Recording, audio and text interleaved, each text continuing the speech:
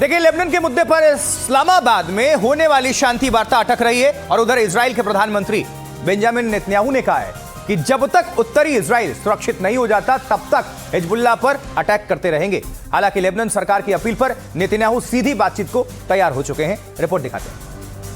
Israel के सबसे भयानक हमलों से उबरने में लेबनान को काफी समय लगेगा। यहाँ मलबे में जिंदगियों को तलाशने का काम अभी भी जारी है। इजराइल के हमलों की पूरी दुनिया में निंदा हुई है। यूरोपियन यूनियन के विदेश नीति प्रमुख ने कहा है कि लेबनान पर इजराइल के ताज़ा हमले आत्मरक्षा के भीतर नहीं आते।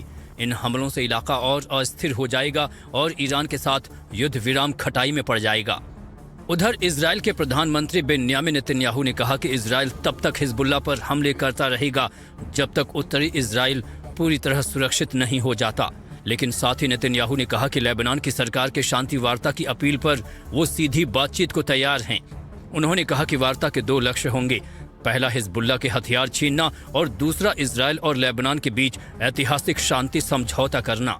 इस बीच अमेरिकी न्यूज चैनल NBC के मुताबिक नेतन्याहू के रुख में यह बदलाव डोनाल्ड ट्रंप से हुई बातचीत के बाद आया, जिसमें ट्रंप ने वाशिंगटन में लेबनान के साथ वार्ता की सलाह दी।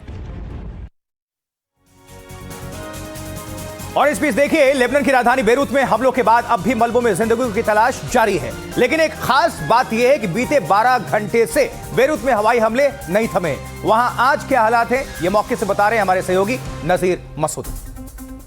ऐसा लग रहा है कि लेबनान पर भी सीज फायर का कुछ असर दिखाई दे रहा है।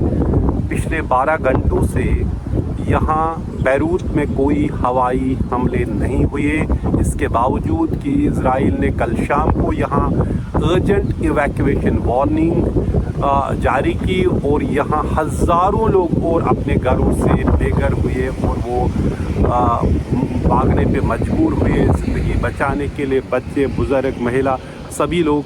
लेकिन पहली दफ़ा हम देख रहे हैं कि इजराइल ने एक तो ये माना कि वो लेबनीज़ गवर्नमेंट के साथ बात करेंगे, और इसके बावजूद जब हमने बुधवार को देखा कितनी ज़बरदस्त बमबारियाँ हुई, कारपेट बॉम्बिंग जैसी हुई यहाँ बेरूत में, जो मरने वालों की संख्या है वो अब 300 से ज़्यादा हो चुकी है और 1100 से ज़्यादा ज़ख्मी है। तो कुल मिला के जो सीज़ फायर का जो अब एक विवाद बना था कि लेबनान में जब तक सीज़ फायर नहीं होगी ईरान और अमेरिका के दरमियान जो बातचीत है वो शायद वो शुरू नहीं होगी या कामयाब नहीं होगी, थोड़ा सा असर यहाँ दिखाई दे रहा है।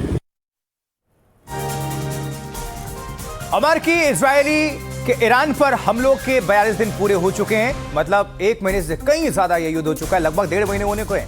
युद्ध विराम लागू है, लेकिन इन हमलों में ईरान को बड़े पैमाने पर नुकसान भी हुआ है।